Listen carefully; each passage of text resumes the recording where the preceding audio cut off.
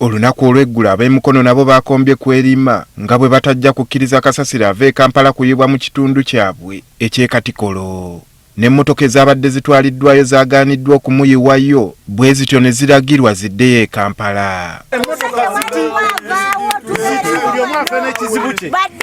Kati olwaleero Lord Mayor wa Kampala obuzibu abutadde ku gavumenti abaakoze okusalawo kuno okwongedde okutabula ensonga ya kasasiro mu Kampala. Ezo meeting ezitagwa kati meeting yatudde wa prime minister yatudde bwa abantu bangi simanya bamajeza abaloko government General Katumba kwa mara okuva mu wax simanya bano baaki naye okuvaayo nti bagambye Katikkolo naye weebuuze kati lwaki batudde mu meeting eyo ne batayita beemukono abavunanyizibwa ku Katikkolo.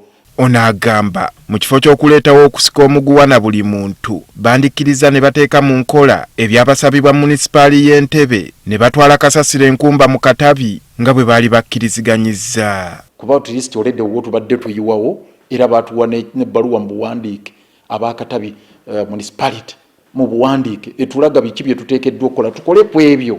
Ono asaba gavumenti eve mu lutaakome ekole ku kizibu kya kasasiro okwewala ebiyinza okutuuka ku bannakampala. Tuli mu kamese tambula tuli mu jangu nkwekule nga Katonga ajjula ng'ekibuga kyongera okubbikira mu kasasiro ekivundu kigenda okubeera wano mu kibuga tugenda kufuna embeera embi ey'ebirwadde bya kolera naki kibuga kibunya kijjudde kasasiro. Era ayagala bakwata ensimbi baziwe KCCA bagule ekifo ekirala nga bwe bakkiriziganya. Ne tugule ettaka mu kifo we tugenda omuteeka kati kesi government etuwe bwisent okuva mu kitavu mu nsimbi eza contingency fund ez'ebigwate biraze tugule ettaka we tuba tuteeka kasasiro.